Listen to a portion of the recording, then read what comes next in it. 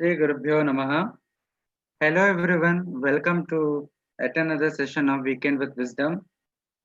Today, Swami Narasimhananda ji will be continuing his analysis and enunciation of Narahari's Bodhasara. Narahari Bodhasara is, as Swami ji explained yesterday, is a very, it's a forest, so to speak, of 1500 plus verses, which is not just a book on Vedanta, it's not just a enunciation of basic concepts of Advaita Vedanta, but it is almost an encyclopedia of Hindu darshanas, Hindu practical aspects of Hinduism, the philosophical aspects of Hinduism. The Narahari ji sheds light on all of this. So we will hear more on the text today, and I thank Swamiji again for taking up this text and enlightening all of us on this. And with this very brief open comments, I request Swamiji to start his session. Om Jananim Saradam Devim Ramakrishnam Jagadgurum Pada Padme Tayo Shritva Pranamami Muhurmuhu. My namaskars to all of you and wish you happy Navaratri. We continue from where we were yesterday, Bodhasara, Narahari's composition of 1350 verses, which are quite vast, and reading this text one gets an idea about Sanatana Dharma, one gets a fair idea about the practice and the philosophy of Sanatana Dharma, and also understands Advaita Vedanta. So here, as we were seeing yesterday, much imagery and metaphors are used, and there is the skillful use of pun. So here we see that he talks about Munindra Dinacharya, that is the daily routine of a person who has controlled, who has conquered one's mind. And there he talks about various aspects, and then he tells that, for example, Achamana, what is Achamana? Achamana Nirnaya. There he talks about like understanding one's true nature to be Atman, that is Achamana. So he points everything to Advaita understanding, Advaitic realization. Then in that Munindra Dinacharya, which is a very big portion of this entire text, he talks about Deva Puja Chaturdashi. And that in that he talks about different aspects of ritual worship of God. And then he starts with Dhyana, then he goes to Avahana, then Madhuparka, then Snana, Achamana, Vastra, Alankara, Paridhana, Gatranulepana, Akshata, Pushpa, Dhupa, Deepa, Naivedya, Achamana, Tambula, Phala Arpana, Dakshina, Stuti, Namaskara, Kshamapana, and Pushpanjali, ends with Pushpanjali. So here again, the focus is on understanding one's true nature, that is Atman, understanding Brahman. So here, that is how he brings the whole text. So here again, that is what he says, that actual puja is to understand one's true nature. So if one can do that, then that is puja. So after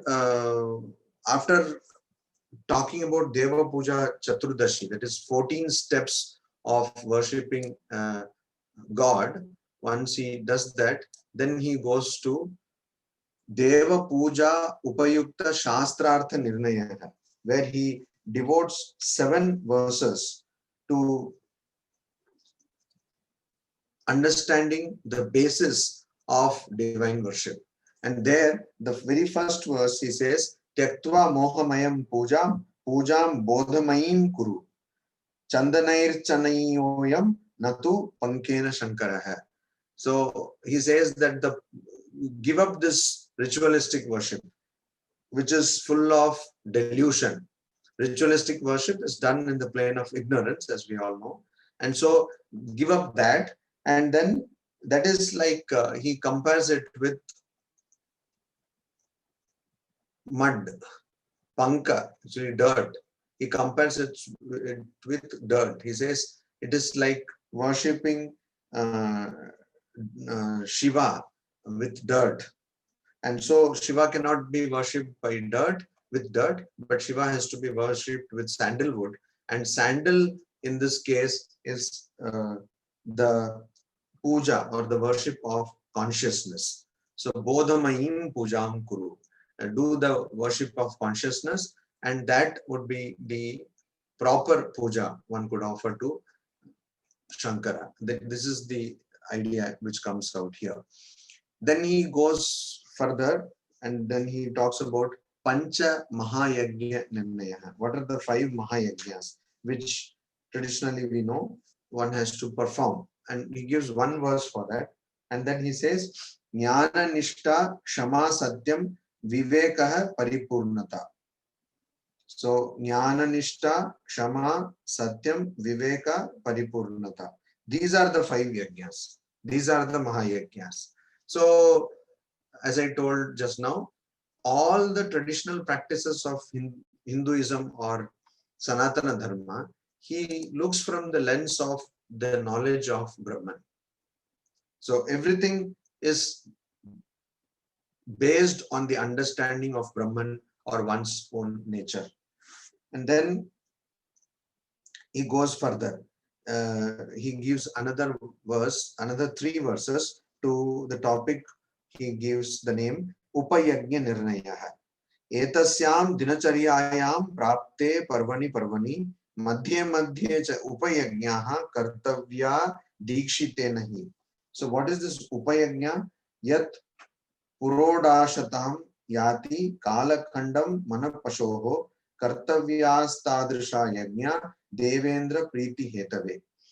So here again, there is some, in this text there are some verses which praise this practice according to this text.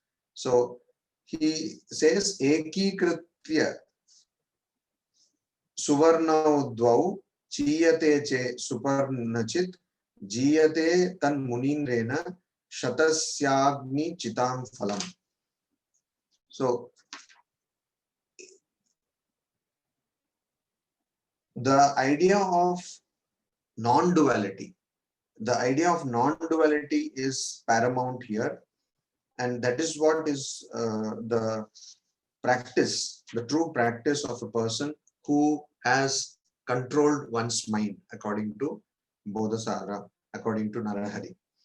Then he goes to the next section, which he titles Nitya Dana Nirnaya, which is Samadhi Tirthe Munina Grahanena Chandra Suryayoho Dattam Atma Samam Hema Patraya Paramatmani. So this Samadhi Tirtha, there, so one's dana should be in the Tirtha, not in the regular Tirthas like Ganga Yamuna, but in the Tirtha of Samadhi, in the river of Samadhi, the continuous flow of Samadhi. And there, Paramatmani, in the oneness with one's true nature or the supreme reality. Then he talks of Madhyana Sandhya Nirnaya. What is Madhyana Sandhya Nirnaya? One verse he gives for that. Darshana Sparshana Grana Rasana Shravanadishu Yash Chaitanya Chamatkaro Munehe Madhyanikam Tutat. So all these senses of knowledge, sense organs of knowledge, there to understand that consciousness is all pervasive, and it is consciousness which is manifesting itself in all these senses of knowledge. That is the Madhyanika Sandhya of a person who has conquered one's mind. Then Vaishwadeva Nirnaya, what is one verse he gives for this also? He says, Atma Vishwasya Devoyam Vishvena Havishejyate Tat Karma Vaishwadeva Bodhyam Sarva Suna Nivruttaye. So here again, Atma Vishwasya Deva. So here again, the Atma is the true deity, true Lord of this entire universe. This idea is given, and so that one has to understand, and that is what is Vishwadeva. Vishwadeva is actually Atma. Then afterwards he talks about Balidana Nirnaya, what is true Balidana, and for that one verse he gives, then Bhojana Vidhi. There he says, Guru Bhishcha Satirthaischa Shishyaischa Sahitas Surasam Charu Bhoktavyam Jnana Piyusha Muktam. So the food is here, the nectar of knowledge. That is the food. And that is what he gives here. We have a question. Swamiji, could you please highlight how the Advaita concept of Maya has been dealt with in the Bodhasara? Advaita concept of Maya, how it has been dealt with. The way Bodhasara is structured, it is more stating the known principles of Advaita Vedanta. So it does not appear that Narahari has something new to offer as far as the philosophy of Advaita Vedanta is concerned. But the way philosophy of Advaita Vedanta is taught or understood, that procedure he is changing, is bringing some new ways of presenting the thought of Advaita. But does he bring in any new concept as such in Advaita? He does not. So then we have to conclude that what he talks about Maya, he does not give any new light on, shed new light on Maya. He just talks about Maya the way everybody does, and is closer to Shankaracharya, Adi Shankaracharya, Bhagavad Adi Shankaracharya. So he is not giving any special emphasis on Maya. Neither, it is interesting, neither he has any special section devoted to Maya.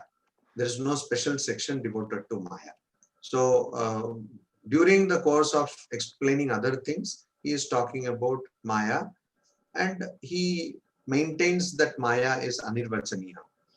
So like everybody talks about that. So there is nothing special about Maya that he tells here. What is Narahari's original contribution to Advaitic thought? Just like I told you just now, this is a question Kanchan has asked. So original contribution to Advaitic thought of Narahari is that he has been able to present it in a novel manner, in a new manner. But philosophically, we don't find any original contribution of Narahari to Advaitic thought. The very presentation and the language which is used, that is new, that is original. So that is how we can look at Narahari contribution to Advaita. And that is important. Swamiji, Yeah. I have a question. Yeah. Did Narahari's expositions were in more line with Vivarna school or Bhamati school, or he tries to harmonize them, both of them? That's what, we don't find any philosophical engagement as such. It is like stating the obvious. So we don't find, first of all, he does not acknowledge these schools also. We don't find him talking about these type of schools, etc. And it is again striking because he is so recent, he is so later. And there are so many schools by that time. Advaita, practically all the schools of Advaita have already come. But he does not engage with them.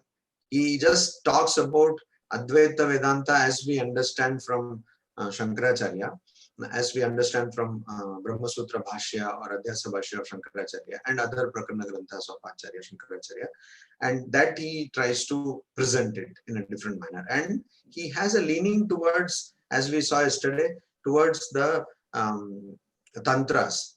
And it is interesting. He is talking about tantra philosophy more, like philosophically he is engaging more with tantra philosophy, and also he is presenting other philosophical schools. But when it comes to Advaita Vedanta, he is just presenting the things which we know from Shankaracharya. He's not even talking about more than one school of Advaita Vedanta. That kind of talk is not there.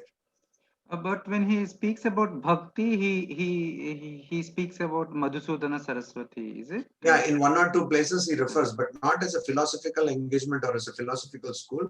He refers that as Madhusudana Saraswati. He just quotes. So, and when he talks about bhakti, again, that is very important. When he talks about bhakti, he straight away says that yes, Krishna is Bhagavan Vishnu's avatar. So we almost feel that he is quoting from Madhvacharya, because then he does not give the idea that I am an Advaita philosopher and I am just for the sake of practice, I am telling about devotional things. There that idea does not come. He says Krishnastu Bhagavan Sahib. He does not use the same wording, Krishnastu Bhagavan Sahib, but he almost does that in many places. So I think Madhusudana also specifically mentions this Krishnastu Bhagavan Sarvam because he quotes it from Bhagavatam, right? Yes. Madhusudana does. But Narahari does not do that, but he almost means when you read those passages of Narahari, those shlokas, those verses, then you feel that probably he is quoting from Madhva. Actually, yesterday you asked in a different context, you asked whether he is quoting Dvaita philosophy. So, but he does that. So here, the whole idea here is that whatever is understood, Bhojana, like Bhojana is this Piyusham, Jnana Piyusham, nectar of knowledge. Then there is Tambula Grahana Nirnaya. There also Satyam Priyancha Patyancha Brahma Charchatmakam Vachaha Tambula Grahanam Karyam Vadanam Yena Rajate. So here, truthfulness is Tambula. That is what he tells. Truthfulness is Tambula. Then Rama Kukshi Shayana Nirnaya. Vama Kukshi Shayana Nirnaya. Sorry. Vama Kukshi Shayana Nirnaya. And then he has Purvavritta Shravana Nirnaya. Puravritta Shravana Nirnaya.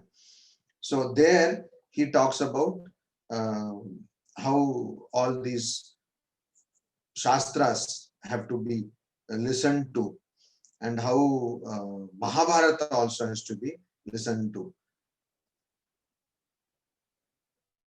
So there he talks about Mahabharata also. It is interesting. Generally, Mahabharata is not given much focus like that. Only Gita is given focus. But then he talks about Nana Khyanai Maharamya Moksha Dharma Nirupitaha Taduktam Sarva Dharmanam Moksha Dharma Paramataha. So in Mahabharata, again he talks about this various tales being there, subtales, etc., Akhyana being there in Mahabharata. Again, this reference in an Advaitic text is different. Usually Mahabharata is not given so much importance. So all the 4 verses which he talks about here, all of them are about Mahabharata. And then comes Bhagavata Shravana Nirnaya. So again, Bhagavata. So when he talks about Bhagavata, then he says that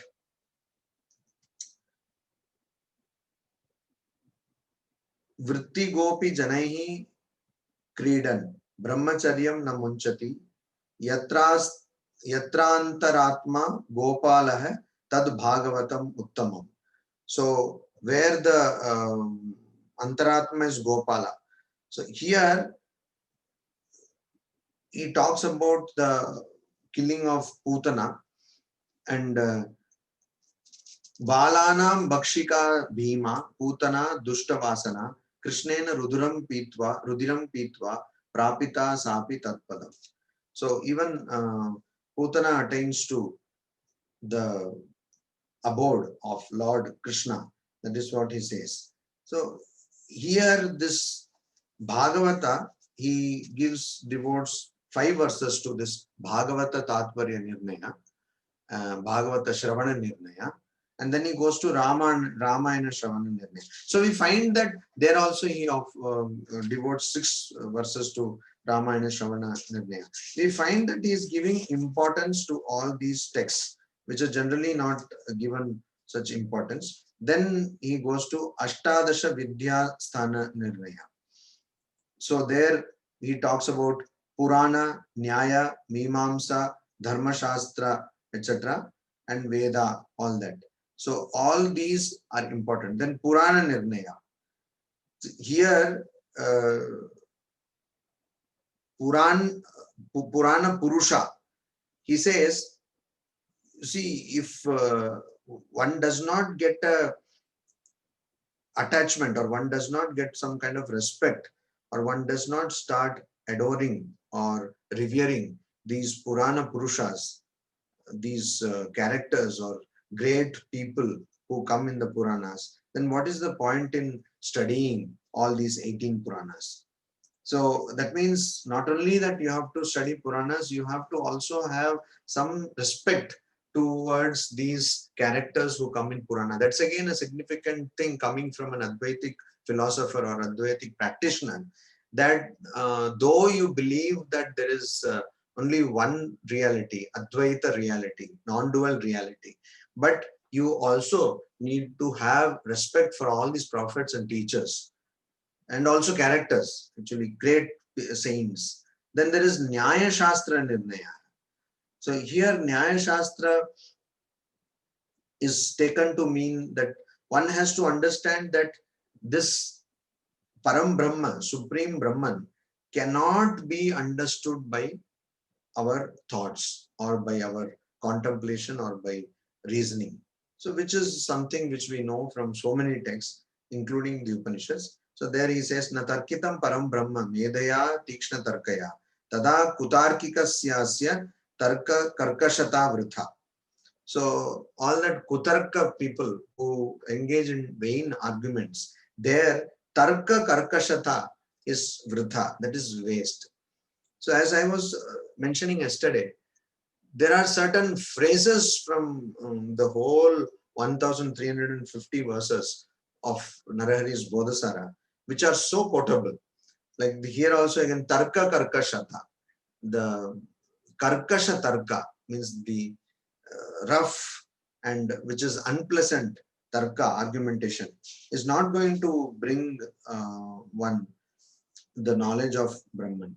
Then he goes to, now here again the naming of the chapters or the sections are quite misleading, because they're not talking about Nyaya philosophy here as such. They're just saying that Nyaya philosophy cannot lead you anywhere.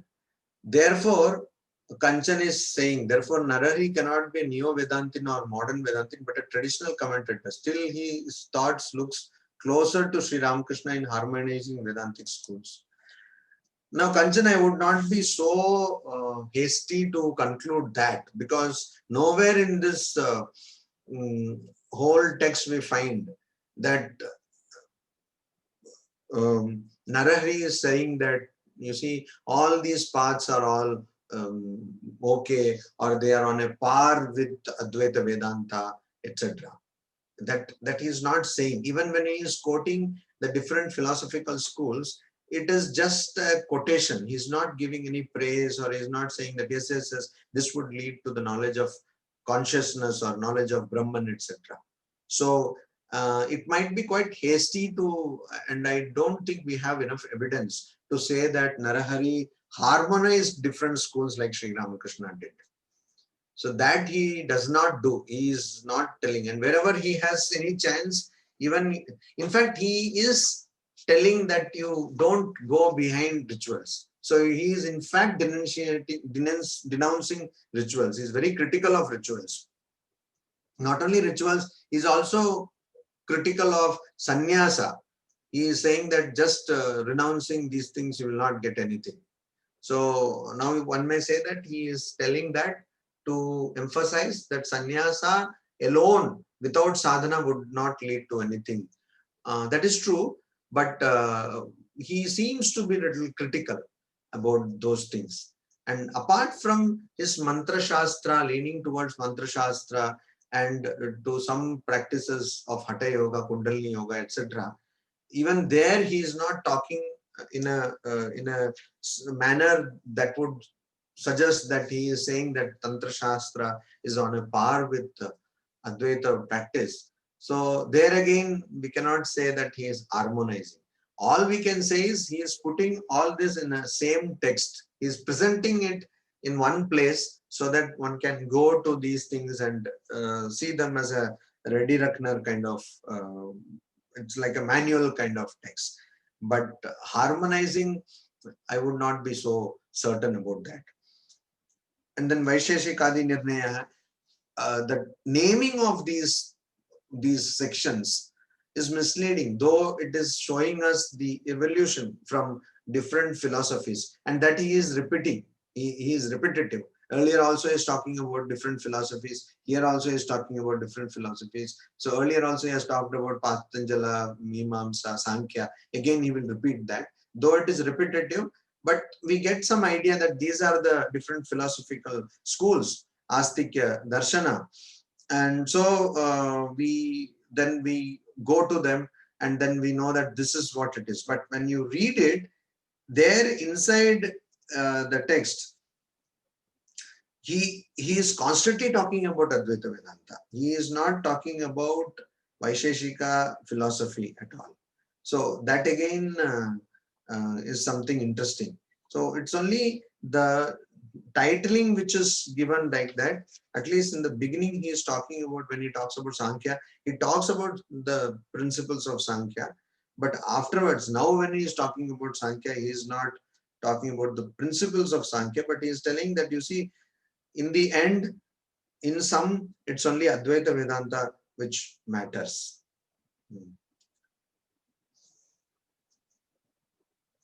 So then there are 7 verses for Vaisheshika Nirnaya, 4 verses for Sankhya Nirnaya, 10 verses for Patanjala Nirnaya.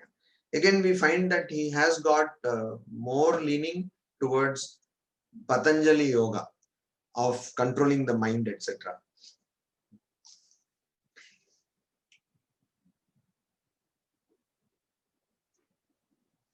And also there again, he critiques different practices like this Parakaya Praveshana, which is entering into the body of another person. So there, you see, he says, He Yoga Siddha Janasi Parakaya Praveshanam, Param tu Naiva Janasi Parakaya Praveshanam. So here, Parakaya Praveshanam, he is using twice in the meaning, in 2 meanings. First time when he says Parakaya Praveshanam, he means that you know, because of your perfection in yoga, because of your power of yoga, you know how to enter another's body. But you don't know how to enter the consciousness, the body of consciousness of Paramatma, that is the supreme body of consciousness. So here again, there is a critique of Patanjala yoga, and then again is Janma Mrityu Jaradvamsi Tvam Vijnanamritam Piba. So again, you drink the nectar of consciousness, the knowledge of consciousness, and Avashyam Maranam Tarhi, Kidrishi Chirajivita.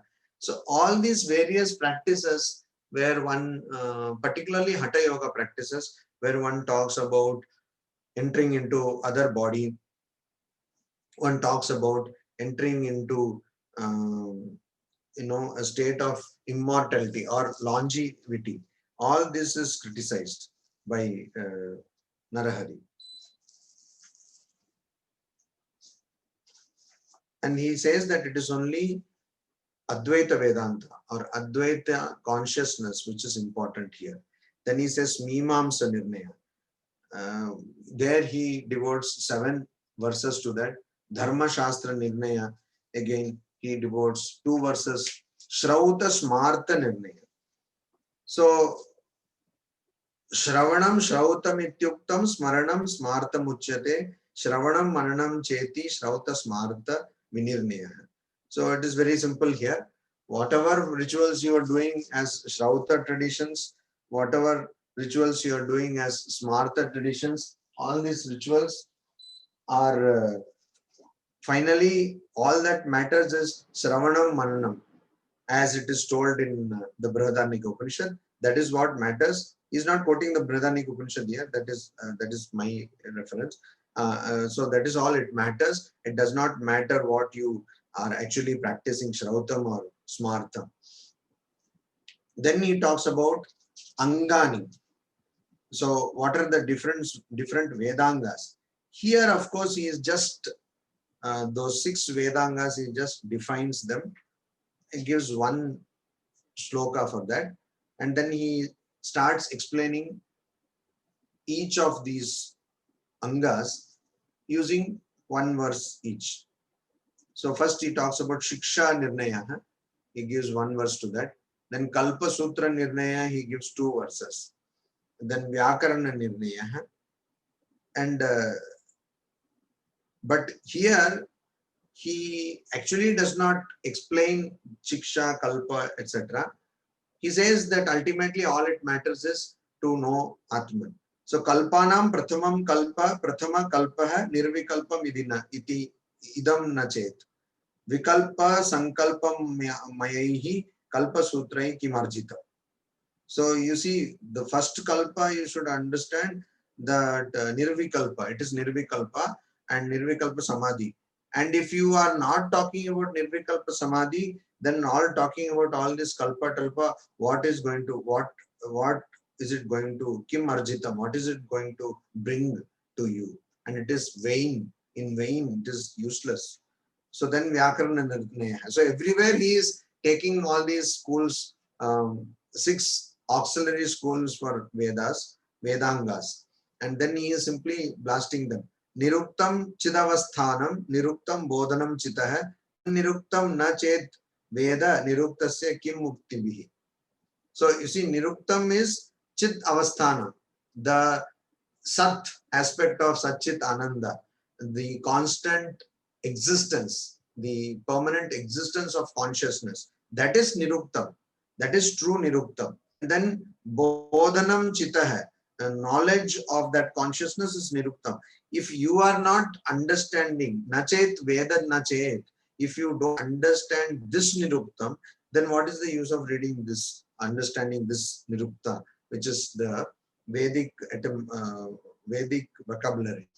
So all this Chando Nirnaya, there also Tat Chandayo Yadi Nangyatam Swachando Yena Khelati. So poetic, very poetic. All the verses are very poetic. So Swachando Yena Khelati, that if you have not understood, that consciousness, if you have not understood, which makes you do, which makes Atman do everything or Brahman do everything, then what is the point in understanding this? Similarly, Jyotisha Nirnaya, then Rigveda Nirnaya. Now he comes to Rigveda Nirnaya, Yajurveda Nirnaya, Samaveda Nirnaya, etc. Atharvaveda Nirnaya. Yes. Swamiji, is there any information about Narahari Ji's Guru Parampara or his immediate Guru or something? Narahari, I mentioned it yesterday. Narahari himself does not talk about his Guru Parampara, but his disciple Divakara in his Artha Deepa, he talks about Guru Parampara of Narahari. And he says that Narahari comes in the tradition of the regular tradition which we also tell as a stotra, that Narayana. Vyasa, etc. Narayana, Vyasa, Sukha, etc. All that Parashara, that tradition. And finally, he comes to Ananda Bodhacharya. He comes to Shankaracharya, then he comes to Ananda Bodhacharya. So it seems Ananda Bodhacharya might have been his guru, Narahari's guru. He talks about, he gives a name Ananda Bodhacharya. So that might be his guru. And then he says, Narahari is my guru. We do not know much about Ananda Bodhacharya. We do not know much about Ananda Bodhacharya. Okay. No. But again, now because we have technology, so I am not saying that we don't know like that. That's something which we can work on. We can try to, even Narahari, it might be possible that Narahari has written something, we don't know where it is. See, this is again one thing I would like to just mention here. there is so much of material in the form of manuscripts lying across the length of and breadth of this country and also across the world. In Sweden, they have some manuscripts. Some people from here, some 18th century, no, 19th century, they gave it to them like that, just like that. Some ashramas from West Bengal and some other places. Hey, And it is written in Bengali and Devanagari and some other scripts which they are unable to decipher.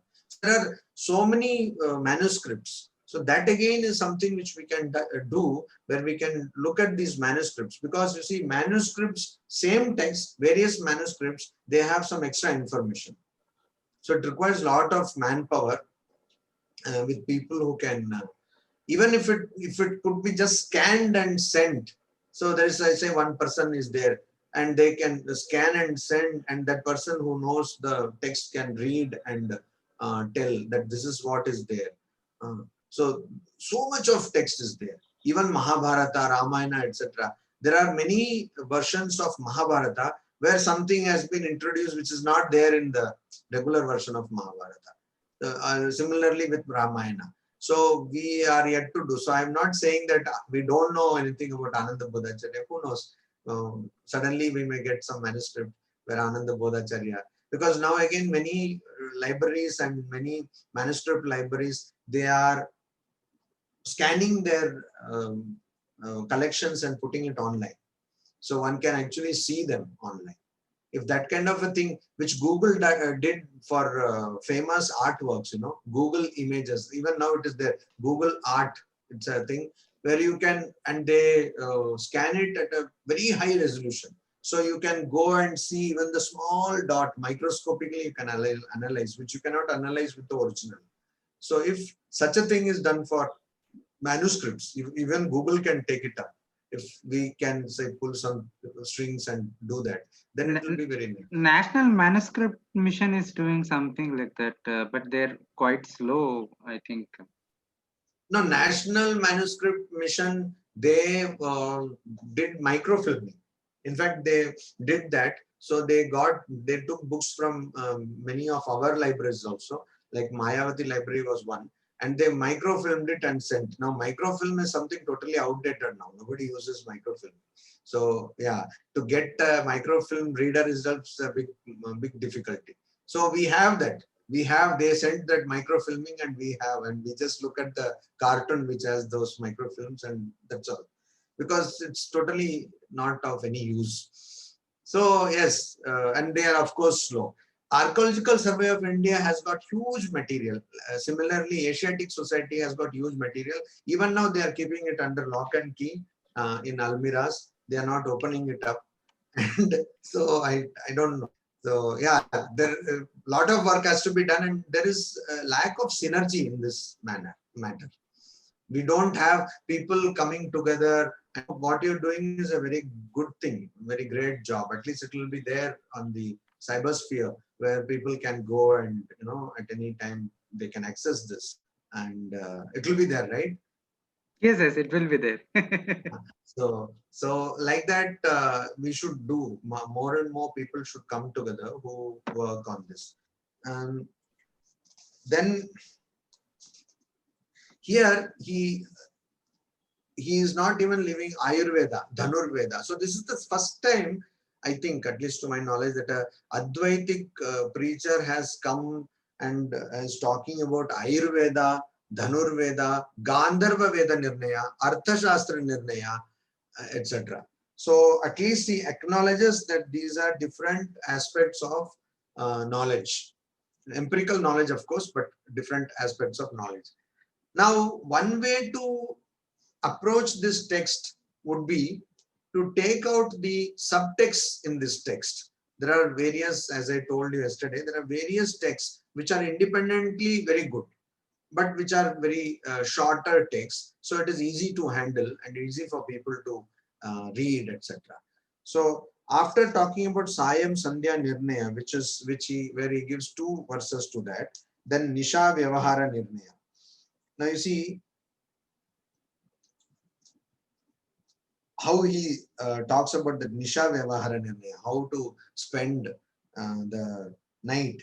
Pitva samprati shuddha bodha madhuram kshiram yatheshtam yuva paryanke susamadhi namani munchaha kanchit bhunakti priyam. So pitva samprati shuddha bodha madhuram kshiram. The consciousness, milk of consciousness. So generally people have a cup of milk, etc., glass of milk before going to bed in the night. So he is alluding to that, and he is saying that bodha madhuram, you shuddha bodha madhuram kshiram, milk of pure consciousness. And finally he comes to Munindra Dinacharya Vichara Phala Nirupanam. So what is the Phala Nirupanam? What is the result of doing this? Jnatavyam na avashishyate. Once one does this routine, one who follows this routine, for that person there is nothing remaining to know. Now he goes to Niranjana Panchashatakam, Shatkam. So 50 verses on the stainless, on the pure consciousness. So that's what I was saying. These type of texts can be brought out separately, and they could be popularized. So then people would know about the larger text of Bodhisara, and it would be easier to handle. And these texts, as we have seen the language, they are very easy to memorize. And Nidralasyam pramadascha parimoho vishadakah ete tamo bhava bhava atma shuddho niranjana. So all places he has this refrain, atma shuddho niranjana, atma shuddho niranjana. And there are 50 verses like that. So it is easy to bring this out as a separate thing, and people can go on reading it like they read so many other texts. So by the naming itself, we have a fair idea that the 51 verses for this, that it is like Nirvana Shatkam, something is giving this idea, Niranjana Pancha Shatkam. Then there is Yamunashtakam. Now here Yamunashtakam also, already we have Yamunashtakam. So the 8 verses, Yamunashtakam, a modern version of Yamunashtakam by Narahari. And there Yamuna is of course not Yamuna, that river, but Yamuna of Brahma, Yamuna of delusion. Delusion, Yamuna of delusion. So he is personifying delusion as Yamuna river, and he keeps on talking about it and how it's all based on consciousness, which we know, and then how this is Bhranti Rupini and how it is delusive power, etc. Then after that he goes to Shila Denu Shatkam. Shila Denu Shatkam. And there also he of course it's a Shatkam, so he gives 6 verses to that. And there also he talks about Vatsaha Shilamayo Bhutva Piba Dhenum Shilamayim. So he talks about Asti Amritam Nityam Jihvaya Brahma Vidyaya. The knowledge of Brahman, or knowledge of pure consciousness. And if one knows that, then one would not have any action. In that sense, he uses this Shila word, Shila, stone or mountain. Then there is Nidra Panchakam, Sarva Dvandva Vivarjanat, Avastha Traye Rupinyah. So understand that which is underlying all the states of consciousness, 3 states of consciousness, that it is the 4th Nituya, which is underlying 3 states of consciousness. Once you understand that, then you will be free from all dualities, Sarva Dvandva. So here he gives 5 verses for this. Then he gives 9 verses to something he calls Anubhava Navakam. Anubhava Navakam. And there he emphasizes. Now these verses are in the meter Vasanta Tilaka meter. One is in Malini, others are all in Vasanta Tilaka meter. So he talks about how by understanding this Bodha Ghanata, this mass of consciousness, or the Atman or Brahman, which is actually consciousness. So by understanding them, how one can get rid of all sufferings. And this realization, he is giving emphasis on realization. This is another aspect which we don't find much in Advaita texts. He is saying that there is a realization. There is something you realize. That is, there is some kind of samadhi, nirvikalpa samadhi, or there is a process of training the mind. All this Narahari emphasizes. So if we were to actually see, one could not say that it is an original contribution, but if one were to see that what is the contribution of Narahari, one of the contributions, then one of the unique, not special aspects of this text, then this would be one. This would be one special aspect of the text, that it focuses on the practice of Advaita. Practice is given much importance here. And also something which you have to understand as an experiential understanding. So there is a lot of focus given on experience also. So then he talks about Vidvat Prabhavanavakam. So the influence of wise people. And it's an avakam, so 9 verses are given to this. And there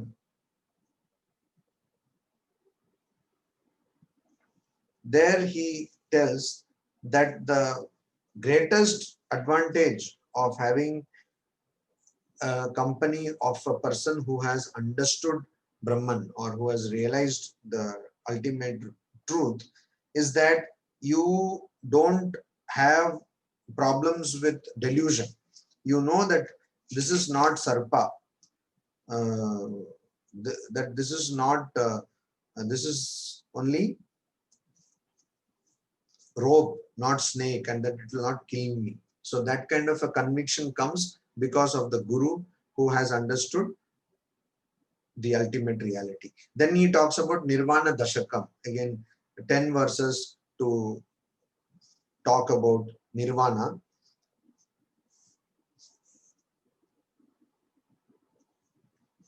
And then he talks about Bodha Deepa Panchakam.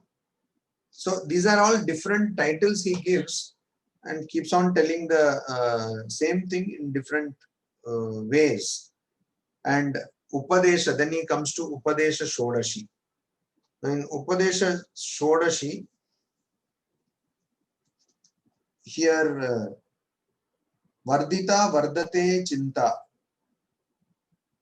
Tyakta Nakshyati Satvaram Idrishenapi Rogena Durdheyo Maranam Gataha. So Chinta, if your Chinta, that is your worries regarding worldly activities or worldly thoughts, if it keeps on increasing, then the only way to get rid of them is to give them up. Tyakta Nashyati Satvaram, and immediately they get destroyed. But if you keep on holding on to them, then you would not understand your true nature, and so it will be equivalent to death. Then here he gives, it's a Shodashi, so he gives 16 verses to this. And then he comes to Brahmachari Vimshati, Brahmacharcha Vimshati. Again, same things, different. So it's a Prakarna Grantha which is having a lot of Prakarna Granthas inside.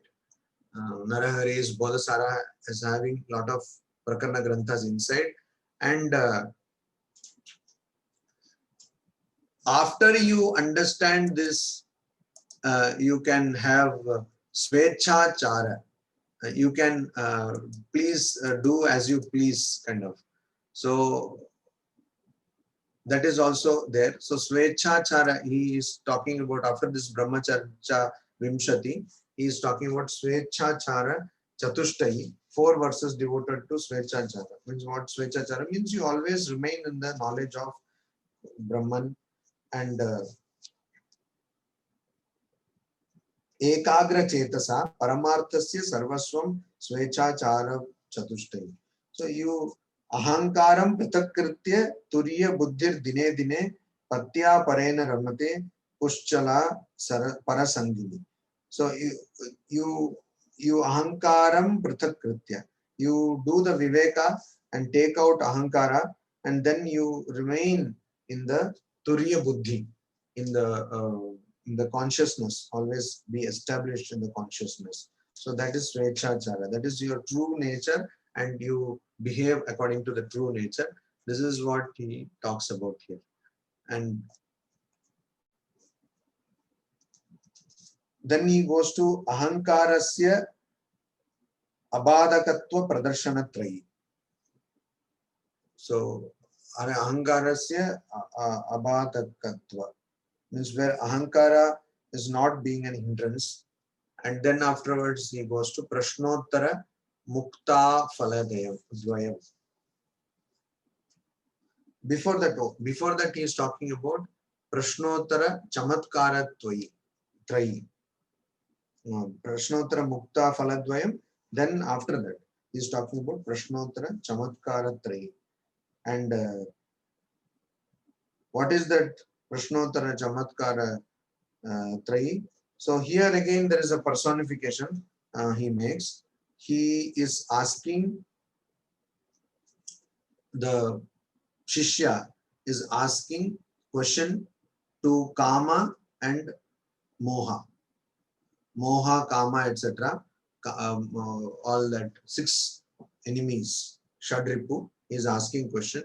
Yatha purvam na khelanti, yatha purvam hasanti na, kaishchit kamadayah prishta bhavanta kim hata prabaha.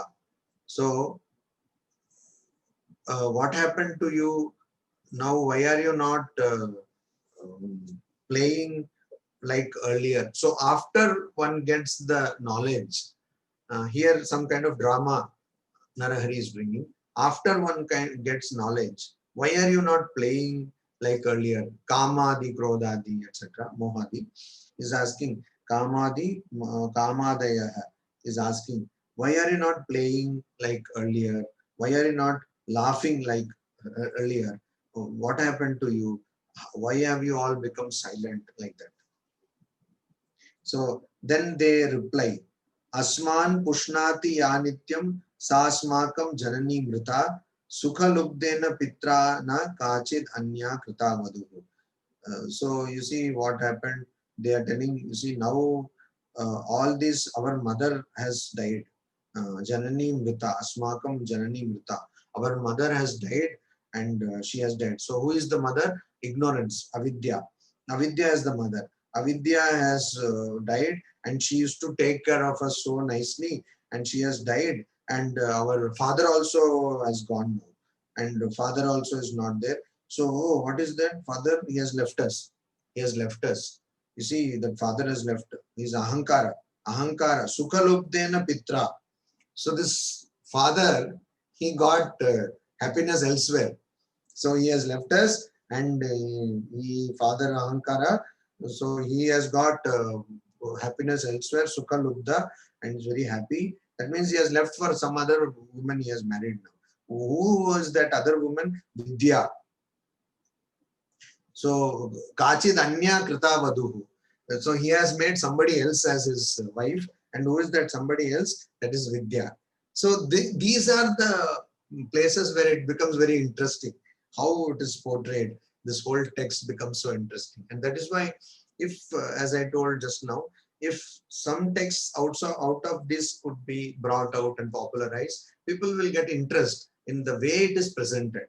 So he says, oh, so mother has died and father has also gone and married somebody else, And so you see now what we can do, we have nothing, no more support, and nobody takes care of us. So that is why we are not able to play or laugh, etc. We are all now almost lifeless. We have died almost. So asmat dushanti sa nityam na pushnati kadachana dinai katipayaireva grihatyago bhavishyati. So you see, we are all like that. Nobody is taking care of us, and so we are thinking now. Katipai dinai eva, we have to grihatyaga. We have to give up this home. We have to leave. So what is the home? Mind is the home. So we will have to leave this mind now, because nobody is there now to take care of us. How to carry on? Very interesting. And then Narahari gives this Stanapana Leelashtakam. So Stanapana Leelashtakam. So what is this Stanapana Leelashtakam? So here again, Guru is telling. His Guru is telling, Upamata cha mata cha bala matra dvayam hite. Upamatu sthana rasaha katvamla madutiktakaha jara marana samsargi chitra dvaita rasatmakaha. Nijamata tavatu ya tan mahatmyam vadamyaham saiva mata pita saiva jagatam ishwari sacha sa gati sa param tattvam tatparam nasti kinchana. So there are two matas. You have got two matas. Okay, you have got two mothers.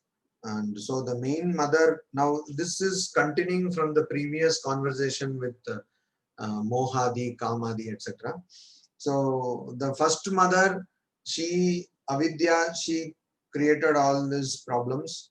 And the next mother, which is Vidya, she is the real deal. Like she is your mother. She is going to give you everything what you need. So Guru is attesting to what they heard from the Shishya has heard from Kama, Krodha, etc.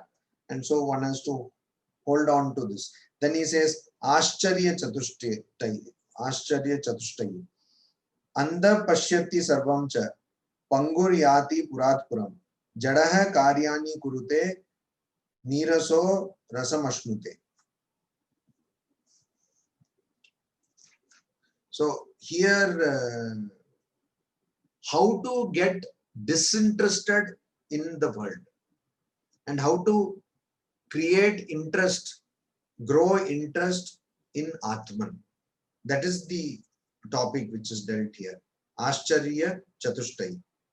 So, Andaha Pashyati Sarvam. So here again, one should be seeing that which cannot be seen. Or one should know that by which everything is seen. Panguryati Puratpuram. Jada Karyani Kurute Niraso Rasamashnute.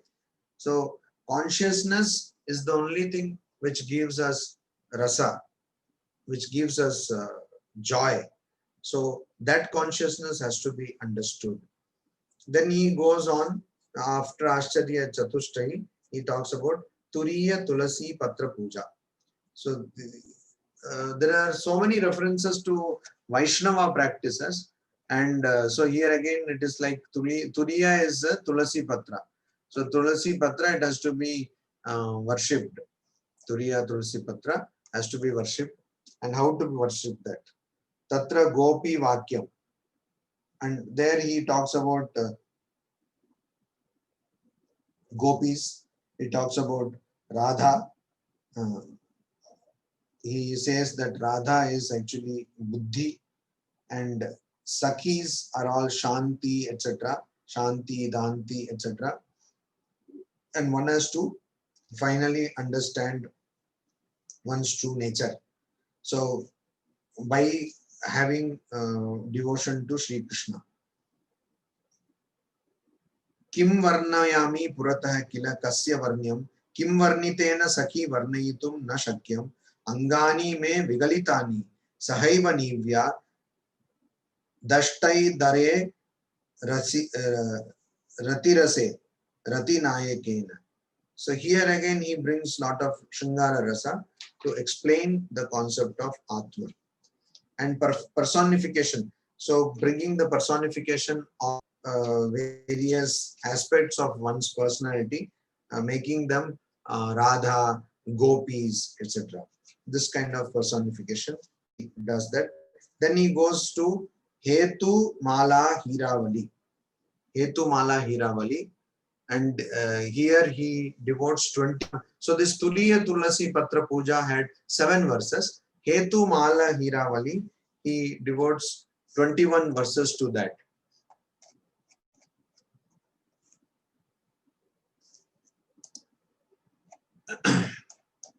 So here again, what is the real cause of this universe, both material and efficient cause? That is actually explained with various examples, and he keeps on telling that he sometimes quotes from scriptures, that is from Upanishads here.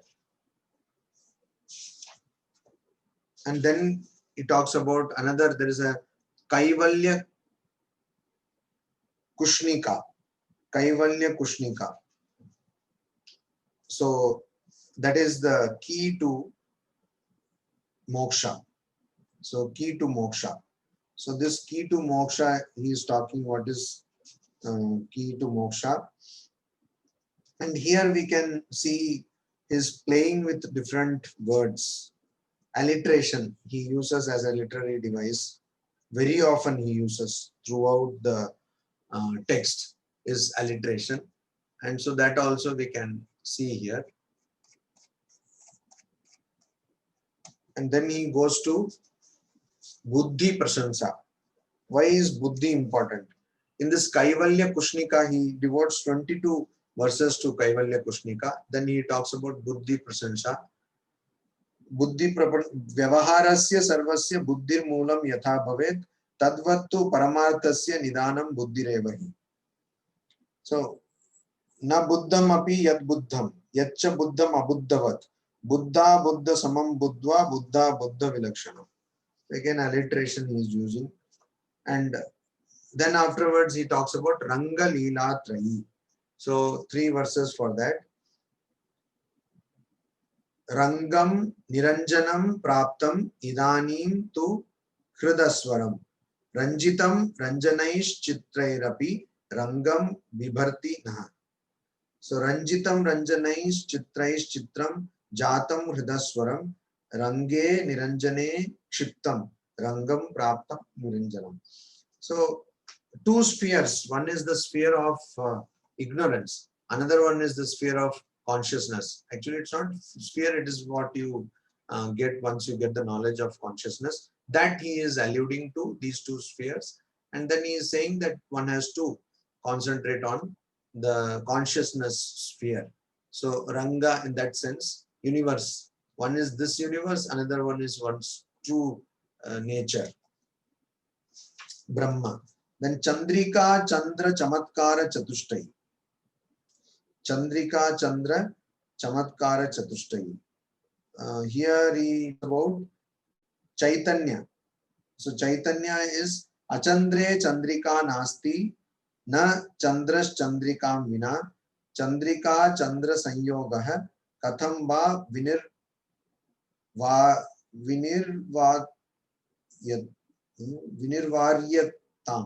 Vinirvaryatam. So Achandre Chandrika Nasti. There are no rays without moon. Na Chandras Chandrikam Vina. And without rays, moon is also not there. Both are interdependent. So that is why that if you don't have Atma, you don't have consciousness, there will be no universe. And it is because of universe that there is, because of Brahman that there is universe.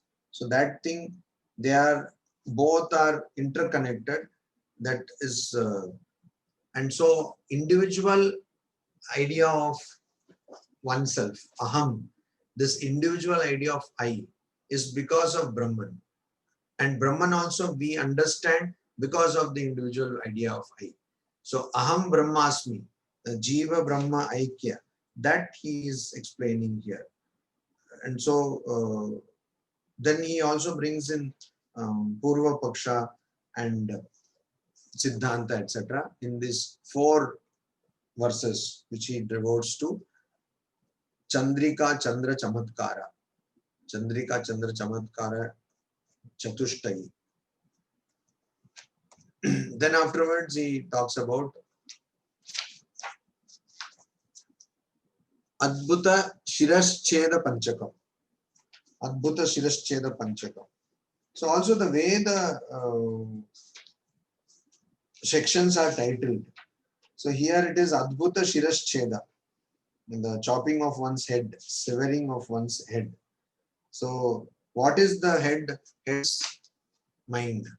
Because mind is at the root of all problems here. So that has to be chopped off. That has to be cut off. So that he is talking about here.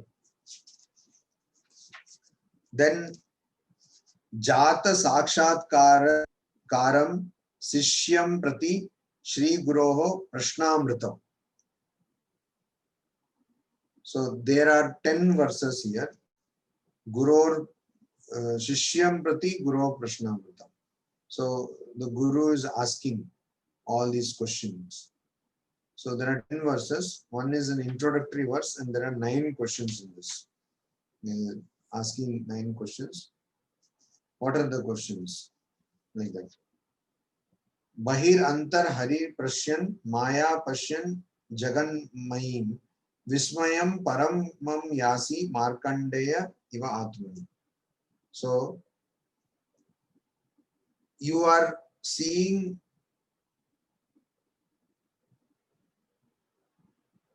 here the Markandeya Atmani. Here is talking about Vishnu Bhagavata.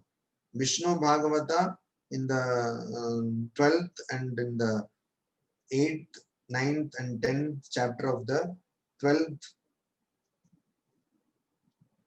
skanda of Vishnu Bhagavata. Here talking about that's Bhagavata. Markandeya Maya Darshan. Maya Darshana of Markandeya, and that is being referred here. So there are a lot of cross references to various Puranas throughout the text. And then he says, you have seen this Markandeyas, you have read this. So Atmani Paramam Vismayam Yasi. So you have this, why are you getting surprised, wondering at this Atman in the form of this universe? Why are you getting so much wondered? Why are you amazed at this universe? Why are you unable to understand about this play of Maya? So then after these questions are asked, the final question, the final answer is given by Shishya. Shri Guru Sanubhavanam Karuna Purna Chetasam Srimatam Kripaya Nunam Asmakam Kimi Durlava. So he is saying that you see, if with your compassion, what is there which is impossible for me? With your compassion, I can understand everything. It's like the disciple is surrendering to the Guru.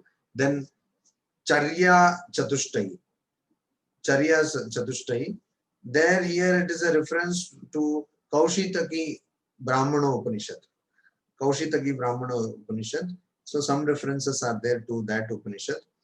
And here again, Jatya Yadyapi Gauravameva Vadanam Rupasya Nasti Kshati Stat Kim Kajjala Kalima Mukhatale Samlepaniyo Budaihi Astu Brahma Vidaha Kritairapi Na Tehe Dushkarma Bhischet Kshatihi Kim Kamadi Kadartitha Varamaho Nissanga Saukyam Varam.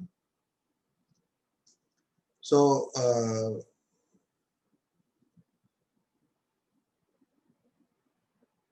just like if somebody is born with fair complexion, somebody has a skin which is fair in complexion. If you apply some black color to that skin, it does not spoil the original fair complexion. Similarly,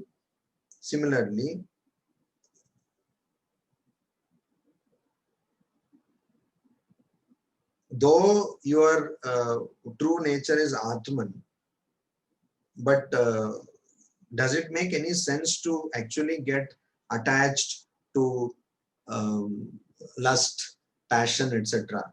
Because though it will not affect the Atman, but it does not make any sense. Just like a person who is fair complexion, it will not harm the original skin, but doesn't make any sense to put kajal all over the face. Similarly here, it doesn't make any sense to get entangled with passion, etc. Then he talks about Jnana Ganga Tarangan Ashitikam. So 80 verses here on Jnana Ganga Tarangina Ashitakam. 80 verses is giving on this Jnana Ganga. And here he is mainly starting from different states of consciousness, 3 states of consciousness, and how from there one has to control one's mind, etc. Then there are 18 verses on Jivan Mukta. After this Jnana Ganga Tarangina Ashitikam, there are Mano Mahima is there. Mano Mahima is 7 verses on the mind. So, Kim Baddham Asi Muktim Va Manah Pricha Mahamune Yadi Baddham Iti Bruyat Tarhi Baddhosya Samshaya. So, you see, the person, Mune, is asking Pricha, Manah Pricha, is asking mind, are you bound? Are you Baddham? Kim Baddham Masi Va Muktam. Are you bound or are you free? If you are free, Yadi Baddham Iti Bruyat. If you free, then you will say free. But if you say you are Yadi Baddham Iti Bruyat, if you say you are bound, then you are definitely bound. Tarhi Baddha hai. Asya Asamshaya. There is no doubt you are bound. So, Swami Vivekananda says, you become if you become what you think you are. If you think you are free, free you are. If you think you are bound. And elsewhere he says, you can do whatever you think. If you think you can, you can. If you think you cannot, you cannot. So that is the idea. Basically, where our mind and our thinking, our direction, how we direct our mind is what happens to us. So here the Mano Mahima, how mind is great because it is a device, it is helping us, it's an instrument to get the knowledge of Brahman. So Kimchit Muktamiti Bruyat, Kinchin Muktosi Mohata. Yadi Muktamiti Bruyat, Tari Muktosi Mohata. So sometimes if you say Kinchit Muktam, you are saying that I am little free. Sometimes I am free from delusion. And sometimes you are saying that you are not free from delusion. But if you are saying that you are free from delusion, then you are free from delusion. So like that there are 7 verses. Again here there are quotations, like he quotes from Upanishads. Manaveva Manushyanam Karanam Bandha Mokshayoho Itau Dhikam tu Kim Vachyam Advaye tu Stitam Natat. So he says that you see, if you talk like this, more than this, nothing can be talked about. So in Advaya, mind does not exist. In Advaya plane, mind does not exist. Only when you are not in Advaya plane, you can talk about all this. So Amrita Bindu Upanishad, it is a quotation from Amrita Bindu Upanishad. Then he goes on to talk about Jivan Mukti Ashtadashi. So there are 18 verses on Jivan Mukti. And since Divakara, his disciple in Artha Deepa, he talks about this text as Jivan Mukti text. And again and again, Narahari also talks about Jivan Mukti in this text, throughout the text. And we get many references to this text as a Jivan Mukti text. So now, because there are 18 verses on Jivan Mukti, we can see what exactly he has. Does he have any new ideas on Jivan Mukti, etc.? So, Yadina Syat Avidyakyam Idam Kapata Natakam Katham Labeta Vishwatma Jivan Mukti Mahotsavam. So, if this drama, Natakam, Kapata of deceit called Avidya, if it is not there, then how can one go and get the Jivan Mukti Mahotsava? How can one attain to the great Mahotsava called Jivan Mukti? So here, almost like it is because of ignorance that you are getting realization. And it is because of ignorance that you can enjoy the festival of Jivan Mukti. Jivan Mukti Sukha Praptyai Swikritam Janma Leelaya Atmana Nitya Muktena Natu Sansara Kamaya. So, Jivan Mukti Sukha Praptyai Swikritam Janma Leelaya. So, to attain the Sukha of Jivan Mukti, one takes the Leela of Janma or birth. And that is taken by a person who is Nitya Mukta. But one who wants Sansara, that person cannot take this as a play. And then Videhasya Sadehatvam Yadina Syat Tadavada Janakasya Videhasvam Katham Prokta Videhasya Katham Prokta Sadehata. So Videhasya Sadehatvam Yadina Syat.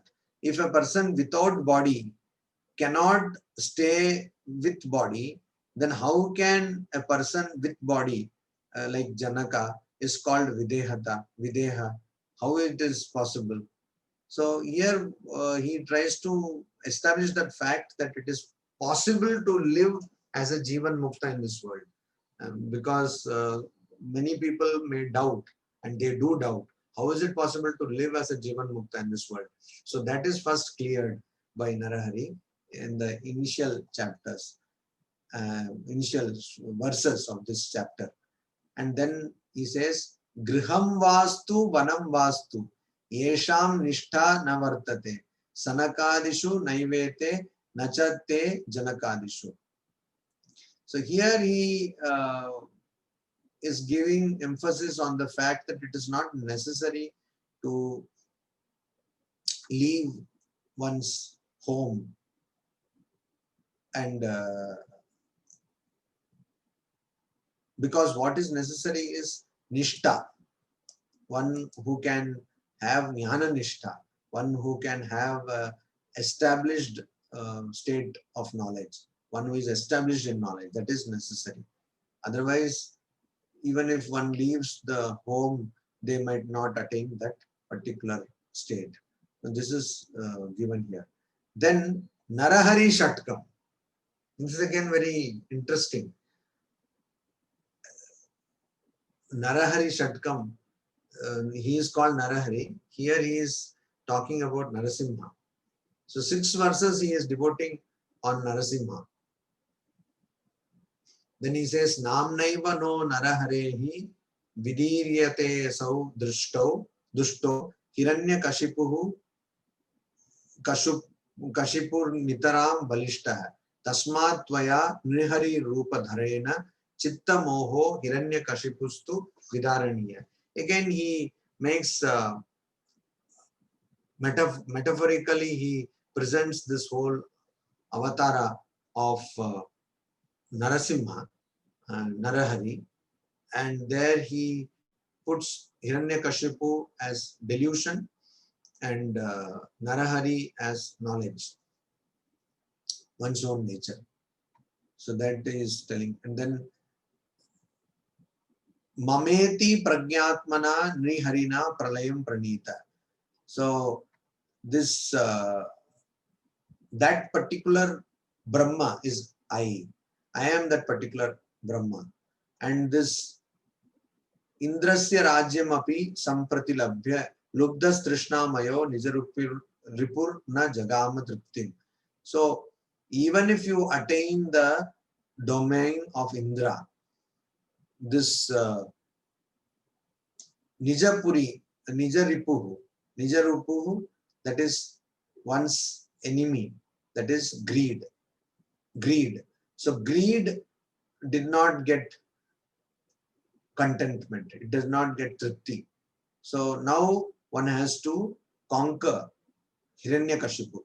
That is Hiranyakashipu. Who is Hiranyakashipu here? Who Hiranyakashipu is delusion. Delusion has to be conquered. And so using this imagery is, and everywhere he is using the word Narahari. Nowhere he is using the word Narasimha or Narasimha, etc. Nirihari, Narahari. So that's again interesting. And there are 7 verses here. It ends. Then again, another interesting thing is he is talking about Bodhasara Prasansha. But before that, before Bodhasara Prasansha, there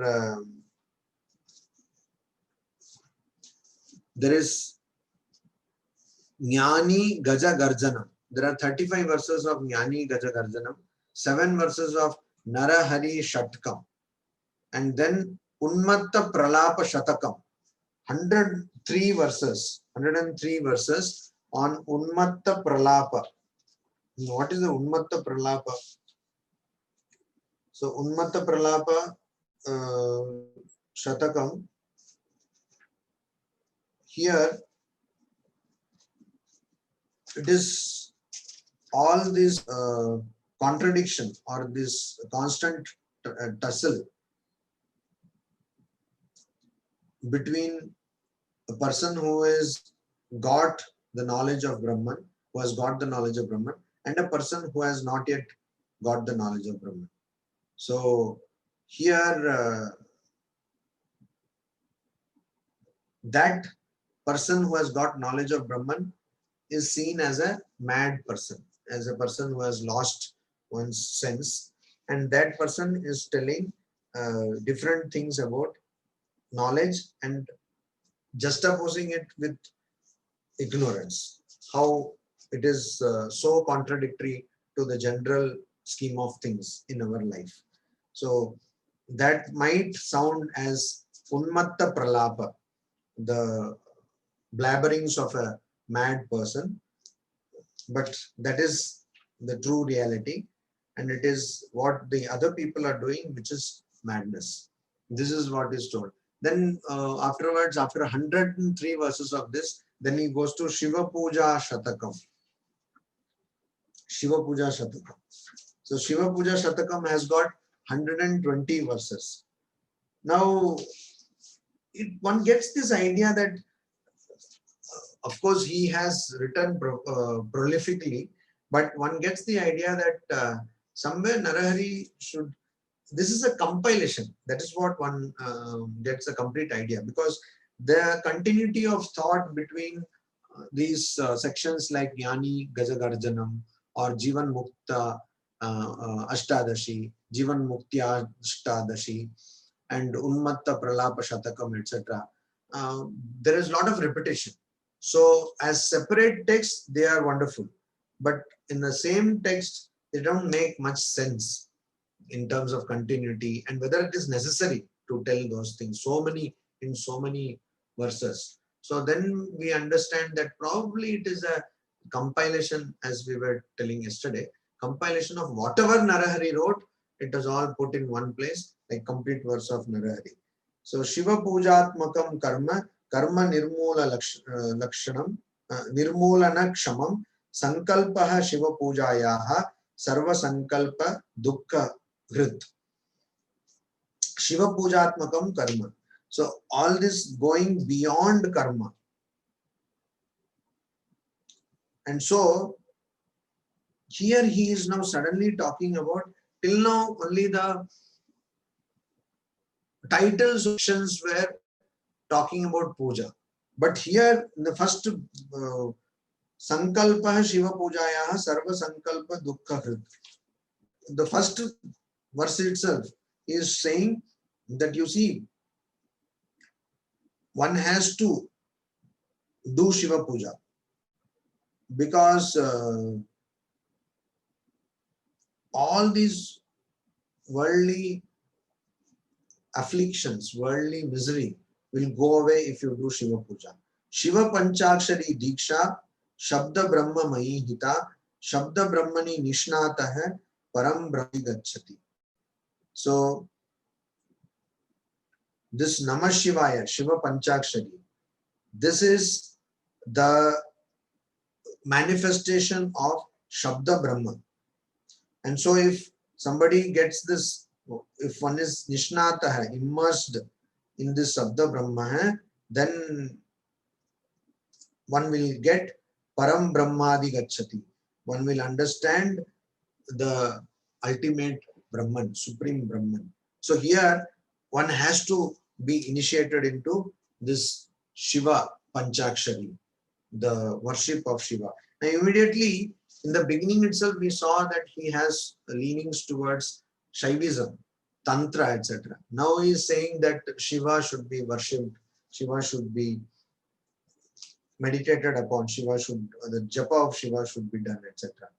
Then what are the puja krama? That puja krama, again he comes back to his normal way of saying. That is, he plays with different names of Shiva and Advaita concepts. That there is a allegory, there is metaphorically speaking, etc. Then he says, Namo Maheshwarayeti Linga Sangha Tanam Hitat. So this, he keeps on doing this, and there are 120 verses dedicated to this. There are 120 verses dedicated to this, and there is this Maheshwara mantra. First it is mantra, then Dhyanam, then Asya Vivaranam, then afterwards Dhyana Vivarana is over, then it is Karpura Gauravati Vicharam, Dingambara Karpura Gauravata Vichara, Ambarata Vichara hai. Different aspects of Shiva. Chandra Chudata Vichara hai. How Chandra Chuda is, how Jajuta Vichara hai. So Vedanta Sankhya Yogyakya Tistras Tad Jataya Smritaha. Vedanta, Sankhya and Yoga are the jatas, three jatas of Shiva. Brahmaloka cha yaganga sushumna shitala drava mastake rajate yasya tena gangadharo hara. The sushumna, Brahma, shitala drava. All these kinds of, again he is going back to his normal way of presenting things as metaphor, allegories and different types of comparisons. Then he does everything connected with Puranic Shiva. He does Kala Bhairava Vichara, Yogi Gana Vichara, Kshetrapala Vichara, everything, Ganesha Vichara, Skanda Vichara, Gauri Vichara, all that Shiva Tandav Vichara, everything he does. And then finally comes to Bodha Sara Prasansa. Now Bodha Sara Prasansa, Adau Gurustavo Yatra Prantecha Shiva Pujanam, Madhye Mukunda Smaranam Bodha Sarasa Uttam. So here he himself is making an analysis of this whole text. He says, in the beginning I prayed to Guru, and then Shiva Pujana is at the end, Shiva Puja Shatakam, and Madhye Mukunda Smaranam. And in the middle I have thought about, I have remembered, I contemplated on Mukunda or Vishnu. And Bodha Sarasa Uttama. Very, not very common to find the praise of one's own text written by the author himself. And this is, we cannot find any contradiction or any negation of the aspect that this is written by author himself, because all the editions contain this part. Whatever editions of Bodhasara we are having, every edition contains this praise of Bodhasara Prasansa, and there are 8 verses devoted. Then he says, and this is very important to understand what is his intention to in writing this text. He says, Siddhartha Sugamarthascha Visheshai Bahubirvrtah Grantastu Etadrishah Tata na Bhuto na Bhavishyati. So I have written this for Siddhartha hai, so that people can practice Advaita and attain the goal of Advaita, which is Brahma Jnana. Sugamartha hai, and also to for easy accessibility, for easily understanding the import of Advaita. And Visheshaihi Bahubhivrita hai. He himself says it is so full of metaphors. It's so full of metaphor. And this type of etadrisha grantha hai, it has not been written na bhuto na bhavishyati. So one finds it's interesting that one would praise one's own work so much. Na stomi na cha nindami kathayami yathastita. Here again, the fact that he is not bringing any philosophical engagements or quashing of opposite philosophies, Purva Paksha, he says, Na stomi nancha nindami. I am not praising, I am not critiquing. Yathastitam kathayami. I am just telling as it is. Ekaikasmin niha shloke prokta siddhanta nirnaya. And here in every shloka, verse by verse, I am only talking about siddhanta nirnaya. Yatha brahmanda sarvasvam pinde pinde nirupitam. Tata siddhanta sarvasvam shloke shloke nirupitam. Here, of course, that idea of microcosm and macrocosm, which was realized by Swami Vivekananda, also is saying that yatha, just like brahmanda sarvasvam pinde pinde nirupitam. Just like the sarvasva of brahmanda, means the immanence is established in every small aspect of this universe. Now, see, translations can be very, what you call, tricky. So Jennifer's translation, English translation, she has translated this Brahmanda Sarvaswam as this wholeness of the universe. That is okay.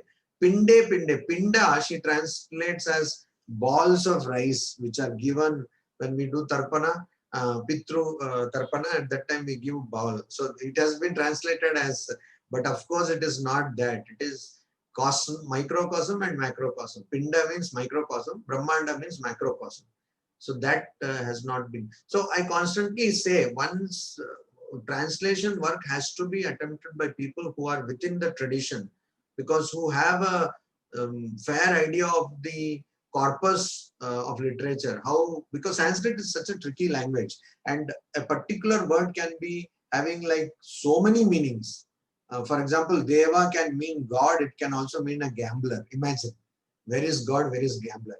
And so if somebody who does not know the context, who does not know the reference, who does not know the Purva Apara relationship, the relationship with the previous and the after text, then they will translate it as gambler. It will make no sense. Okay, then he says, Avidya unmula kuddalas tva avidya davava pavaka hai, avidya mriga shardula tva stu avidya gaja kesari. So again, Bodhasara, what it is a avidya unmula kuddala. It is a spade for uprooting ignorance. Then it is avidya dava pavaka. It is a fire in the forest of ignorance. Then it is avidya mriga shardula. It is a like a tiger to a deer of ignorance. And it is like avidya gaja kesari. It is like a kesari or a lion to the elephant of ignorance. So here he again brings all these kinds of examples. Avidya jiva garalam avidya kanta krichuri. So it's a poison for a life of ignorance. It's a knife that cuts the throat of ignorance. This is, he's talking about the text Bodhasara. Then he says avidya lavanasyapa. It is like water for salt of ignorance, and avidya pralaya arnavaha. It is ocean for the dissolution of ignorance. Then he goes on telling this how avidya.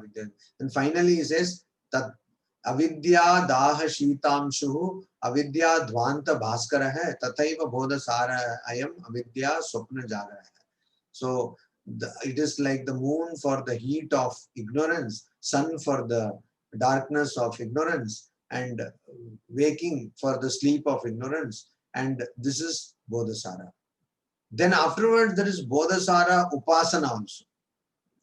So there is contemplation on Bodhasara also. So the text itself has been personified. Swami me Bodhasaroyam mam palayati yas sada sevako Bodhasaro me mama sevam karoti. So Bodhasara text is my master who protects me always, and Bodhasara also is my servant who performs service for me always. Gurur me Bodhasaroyam yato jnana pradoma. And Bodhasara is my guru who gives knowledge to me. And Shishya me Bodhasaroyam. And also Bodhasara text is my Shishya yamuddishya vadamyaham. To whom I am telling this thing. Suhrin me Bodhasaroyam. And my Bodhasara is my friend, my good wisher, well-wisher. And Bodhasara is my home, where I always constantly dwell. At least we have been dwelling for more than 3 hours now. And then Aramo Bodhasaro me. And Bodhasara is my delight. Viharo yatra mamaka, where I play. Then Kanta, Bodhasara is my lover. Yam alangya swapamyaham. Without, I sleep embracing this Bodhasara. Manome Bodhasaroyam. Mananam yena jayate. I get all the understanding from this mind, which is Bodhasara. Buddhir me Bodhasaroyam. And my intellect is also Bodhasara, in which I know Paramam Buddhyate Yaya. Chittam me Bodhasaroyam. And my reason or my reasoning, rational, is also, logic is also Bodhasara. Ena chetami tatpade. And I inquire, like Brahma Jigyasa, I inquire into that state. Ahankaro Bodhasaro, Bodhasaro ahamevahi. And Bodhasara is my Ahankara, and I am Bodhasara. Because Bodhasara is that Aham, that thought, that concept, that notion of Aham. Shariram Bodhasaro me mamata yatra bhuyasi. And my body is also Bodhasara. Prana is Bodhasara. Jiva is Bodhasara. Ishvara is Bodhasara, who gives me the mukti. Who gives me mukti. Then Bodhasara Param Brahma, Bodhasarat Param Nahi. Bodhasara is the supreme Brahman, and there is nothing greater than Bodhasara. So here again, Pan is there. Bodhasara means the knowledge, the idea of knowledge. The idea of knowledge. And that is Bodhasara, and there is nothing else than that. So here, if we see some aspects of Divakara's commentary, he ends, Bodhasara text is ended by Narahari by 3 verses, with 3 verses. The 3 verses are Upasamhara.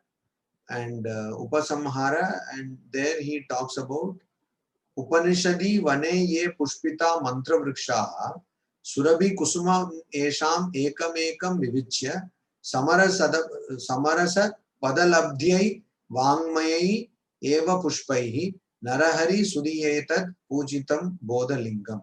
So all these different mantras, trees of mantras in the forest of Upanishads, having seen one by one the different flowers from these trees, I have collected those flowers, and with that I have made words, and they are giving the linga of knowledge. The linga means the symbol or sign of knowledge. So why has he written this? Buddha Jana Hitakari, Sampradaya Anusari. It has been written so that it will be Hitakari, beneficial to Buddha Jana, wise people, and it is according to Sampradaya. It is according to the tradition. Parama Sukha Nidanam. And it is a Nidana, treasure of Parama Sukha, supreme happiness. Moha Mukte Nidanam. And it is also a place or cause of freedom from delusion. Narahari Vihitoyam. And it has been written by Narahari. Bodha Vrikshasya Toyam. And this water for the tree of knowledge. And it is Kumati Vana Kuthara. It is Kuthara, axe for the Vana, forest of Kumati, wrong thinking. And Patyatam Bodhasara. This should be read. And Guru Bihi Dikshitanam Hi Sarvem Eshwara Arpanam. Those who are have been given Diksha, have been given spiritual instructions by Guru. For them, it's an offering to Lord. But I am to Bodhasaravasya Swatmaiva Parameshitu. But this Bodhasara itself is having the nature of Lord. This is what he says. So, Bodhasara text itself, it is so much closed, though Narahari is praising his own text. Narahari is praising his own text, but he is not talking about himself. And whatever little information we get about him, we get from Arthadeepa, which is Divakara's commentary. And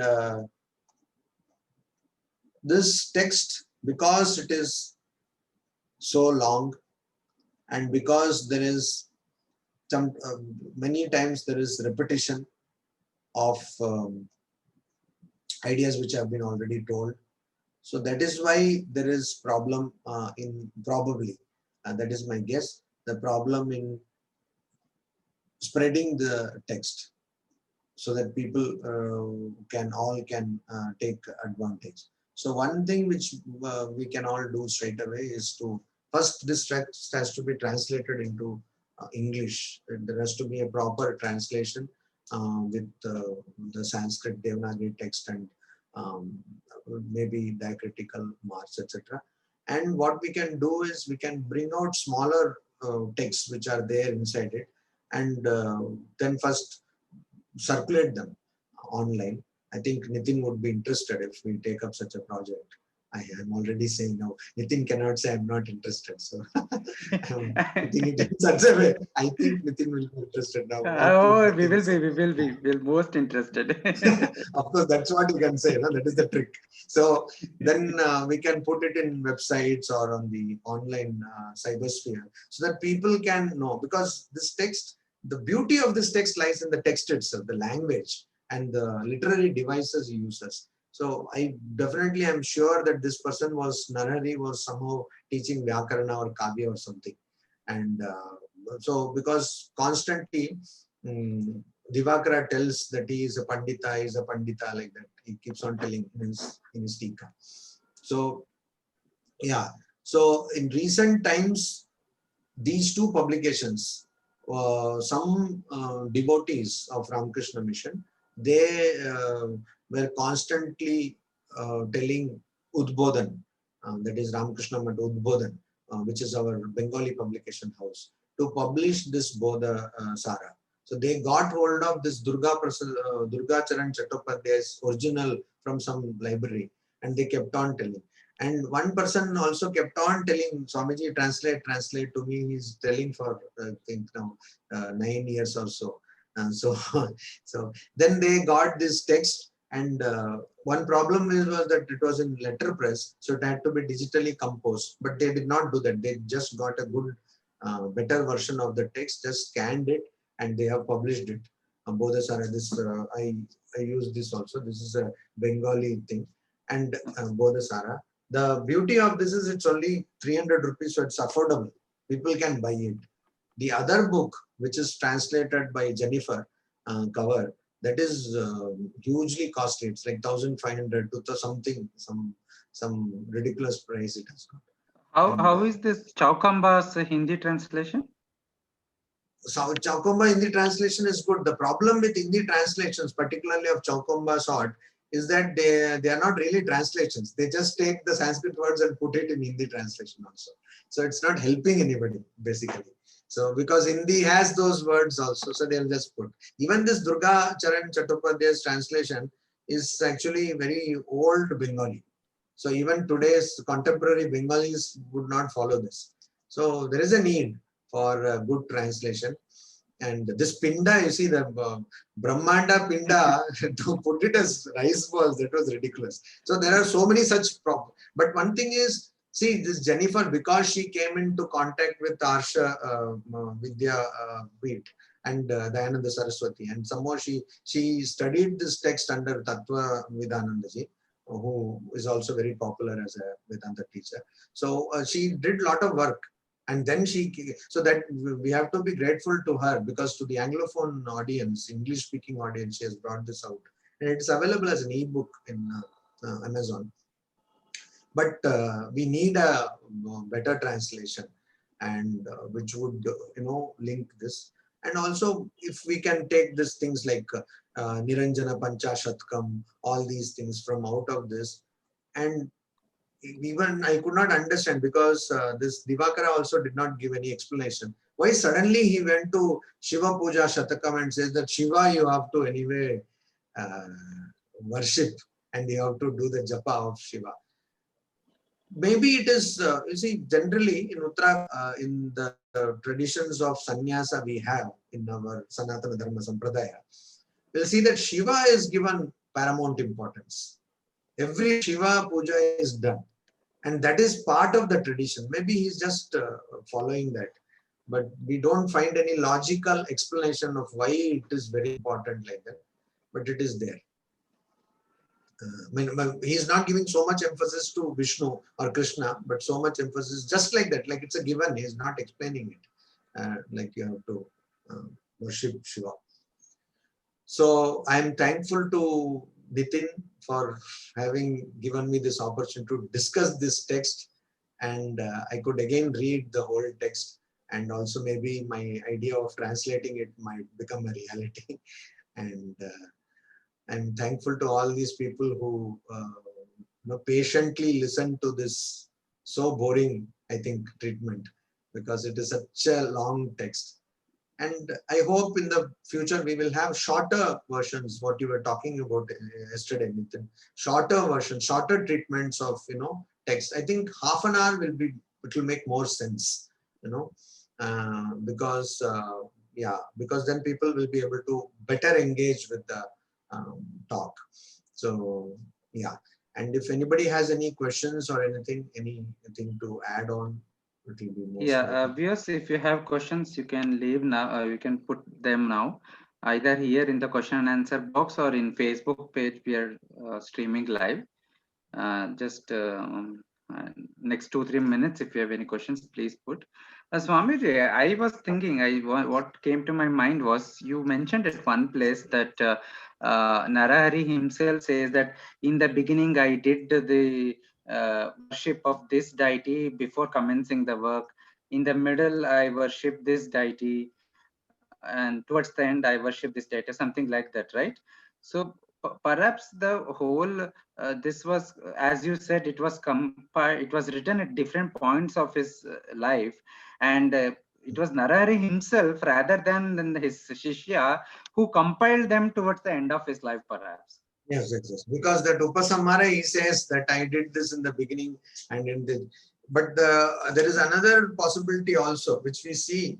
Generally many students, they pressurize or they tell their teachers to, sir, why don't you do this, your work, lifetime work, etc.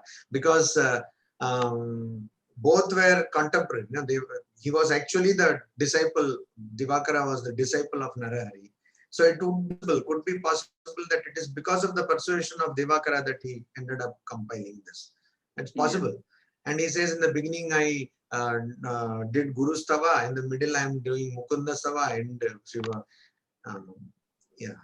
So, but it's a good text, Bodhasara. It's a really good text for their joy of reading it. The Sanskrit people who really can enjoy Samskrita text, they will enjoy this text.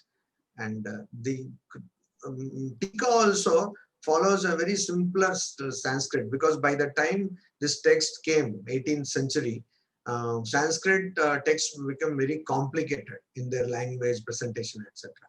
But unlike other tikas or bhashyas, this Artha Deepa of Divakara is very simple.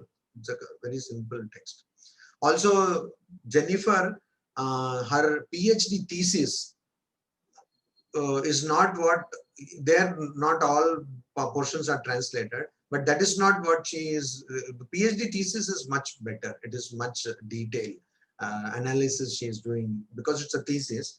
And at the end, she is giving even photographs of the manuscript libraries which she visited to get the different manuscripts of Bodhasara. So she has done very good work. She has really worked. And she got the PhD from University of Sydney. So if you go to University of Sydney, I also have the soft copy. It is on the open, what you call area, open internet. So anybody can go and download and read that. Wonderful. I have not received any questions, Swamiji. I think we took some of the questions in between itself. Yeah, I think 2 or 3 questions. And so what are you planning, Nitin? How do you plan to go ahead with this series kind of thing? Yes, Swamiji. So I will connect with you after the session, after offline. We will let's plan it out. And viewers, just to let you know this, that Advaita Academy is keen on bringing out information, videos about life and works of lesser known Advaita Acharyas like Sri Narahari. And we will be planning with Swamiji a series of lectures on different acharyas and their works. I will connect with you, Swamiji, and let us plan doing something in a more substantial manner. So what I was thinking of was shorter, like I told just now, half-an-hour treatments where we can put more content and tell the references like it is available, this book is available. So people who are interested in further studies, they can go. Yes, as bibliographical, biographical, as well as a brief content analysis. So we can do all the 3 of them. Yes. Okay, Swamiji, we will connect on this after this. And yes, with this we come to conclusion of yet another Weekend with Wisdom. On the behalf of all the viewers, on the behalf of entire Advaita Academy, I'm very grateful to Swamiji. I'm very thankful to him for taking up this very important project of speaking about the less known but equally important Advaita Acharyas and their works, because we believe the whole tradition is important. It's not just one person, or the parampara exists because there is always a living guru. So and who has inherited from a guru before him, and the line goes on. So all the gurus, all the acharyas, all the teachers in this tradition are equally important, and that is the that is how we at Advaita Academy are approach this whole issue of Advaita Vedanta and Guru Parampara. So I'm again, thank you, Swamiji, for doing this wonderful session, today's session. And I'm sure a lot of people would be benefited from it, not just those who attended the live session, but in the coming days, we will be promoting this. A lot of people, whenever anybody searches on, say, YouTube on Sri Narahari's works, and they will receive this, the search result will show this video. I'm sure in the coming years, many people will benefit from these lectures. So with this, we come to a conclusion. Thank you, everyone. Follow us on Facebook and Twitter, and we will keep updating you about our other programs as and when we fix them. Shri Gurubhyo Namaha.